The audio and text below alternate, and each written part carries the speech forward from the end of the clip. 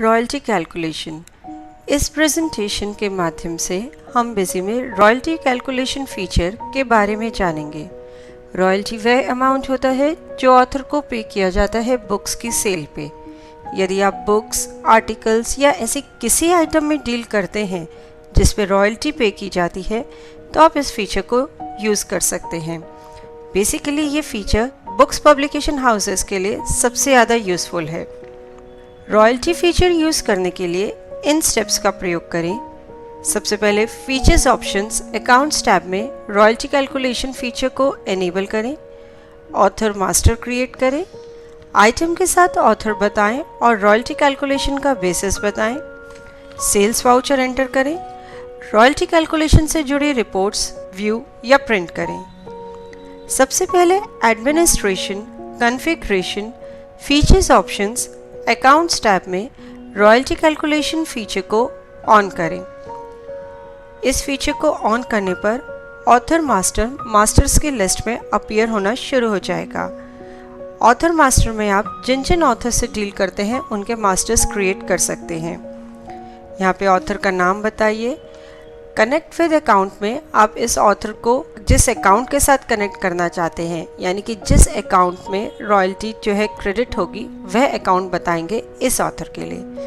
यहाँ पर हम एक और ऑथर क्रिएट करेंगे एंड अगेन उनका भी अकाउंट बताएंगे जिस अकाउंट में ऑथर के लिए जो रॉयल्टी आपने पे करी है वो क्रेडिट होगी। अब हम एक आइटम मास्टर क्रिएट करेंगे। आइटम का नाम बताएंगे, उसका सेलिंग प्राइस, MRP बताएंगे। इसके बाद आप टोटल नंबर ऑफ ऑथर्स बताएंगे इस आइटम के। देखिए हमने यहाँ पर 2 ऑथर्स बताए हैं। टोटल नंबर ऑफ ऑथर्स बताने पर रॉयल्टी इन्फॉर्मेशन विंडो अपीयर होगी जिसमें आप ऑथर की डिटेल एंटर करेंगे। सबसे पहले हमने ऑथर 1 बताया और रॉयल्टी का परसेंटेज बताया।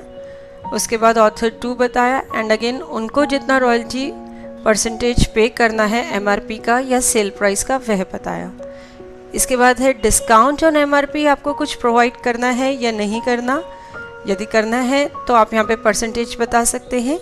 जैसे हमने यहाँ 10% बताया तो इसका मतलब ये है यदि 500 रुपये MRP की कोई किताब है तो उस पर पहले 10% MRP यानी कि 450 एंड देन उस पर 2% रॉयल्टी जो है कैलकुलेट होगी।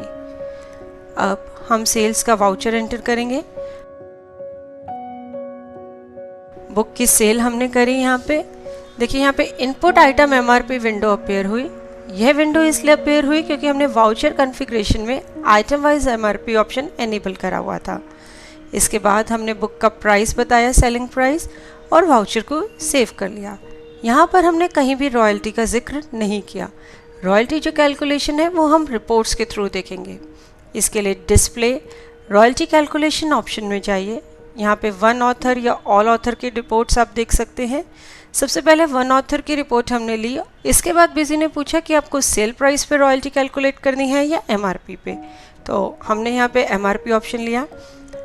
इसके बाद बिजी ने पूछा कि MRP जो पिक करनी है वो ट्रांजैक्शन से करनी है या जो आपने मास्टर में बताई थी। ऐसा तब जब आपने आइटम मास्टर में MRP कुछ और बता रखा हो, लेकिन सेल के टाइम आपने यदि अलग MRP बता रखा है तो आप स्पेसिफाई करेंगे कि आपको कौन सा MRP पिक करना है।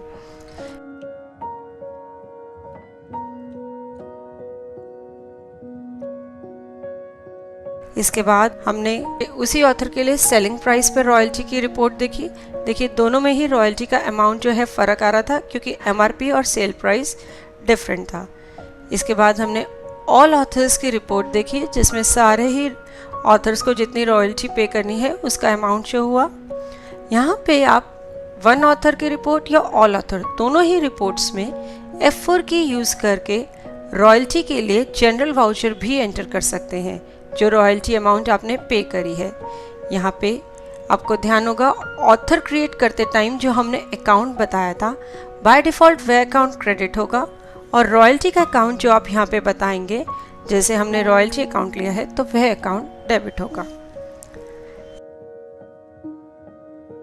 यहाँ पे देखिए हमने जर्नल वाउचर ओपन करके देखा तो इसने हमें डिटेल्स शो करी। ब्रिजेश जो ऑथर हैं उनके लिए जो हमने अकाउंट बताया था वो अकाउंट क्रेडिट हो गया और रॉयल्टी का जो हमने अकाउंट अभी रिपोर्ट्स में बताया वह अकाउंट डेबिट हो गया। होप इस प्रेजेंटेशन के थ्रू आप रॉयल्टी कैलकुलेशन फीचर बिजी में इजीली यूज़ कर पाएंगे। देखने के लिए धन्यवाद और वीडियोस के लिए हमारे YouTube चैनल पर सब्सक्राइब करें।